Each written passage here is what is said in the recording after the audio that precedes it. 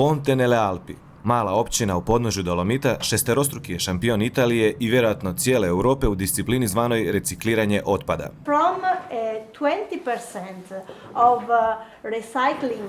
Od 2007. kada smo reciklirali 20% svog otpada, danas smo došli do toga da recikliramo 90%.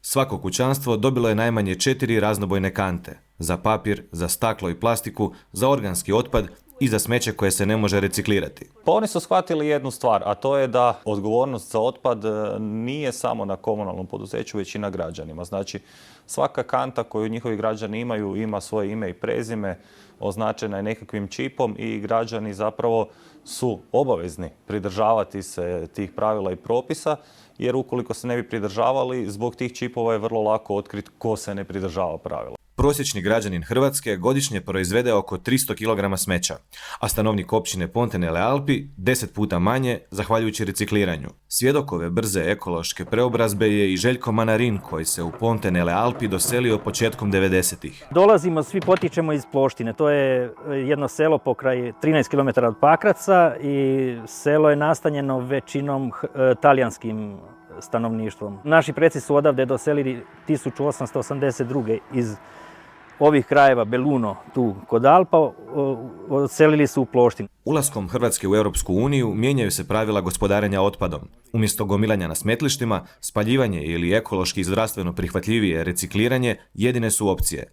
Ali uz taj civilizacijski skok građanima se nameće i naplata za zbrinjavanje otpada koja bi, kako upozoravaju neke lokalne vlasti, mogla koštati i nekoliko puta više nego do sad. Hrvatska danas zapravo svoj sustav temelji na besplatnom ili vrlo jeftinom odlaganju otpada doslovno na prvoj livadi uz svoj grad. Takav sustav zapravo u EU ne postoji i otpad će prije odlaganja trebati obrađivati.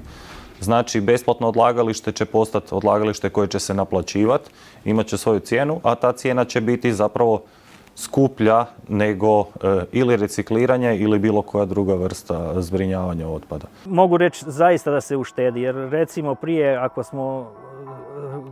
kad se sakupljao otpad, ako smo trošili, 300 eura za sakupljanje otpada, koliko nas je koštalo godišnje, sad je to spalo za maltene polovicu. Sad plaćamo oko 150-160 eura godišnje. Je li neki problem reciklirati otpad? Ne, nije nikakav problem i volio bi da se to tako na taj način riješi i u Hrvatskoj. Lokalne zajednice u Hrvatskoj u žurnoj su potrazi za modelima zbrinjavanja otpada kako bi se izbjeglo plaćanje novčanih kazni zbog neispunjavanja preuzetih obaveza. Pošto smo povezani sa gradovima Pakracom ili Lipikom, potječemo svi iz tih krajeva, uspjeli smo povezati i naše gradonačelnike koji su bili tu u 7. mjesecu na prezentaciji što se tiče sakupljanja ovog otpada. Odgovore jesu li modeli poput onih iz sjeverne Italije primjenjivi u Slavoniji i ako ne, zašto, očekujemo vrlo brzo.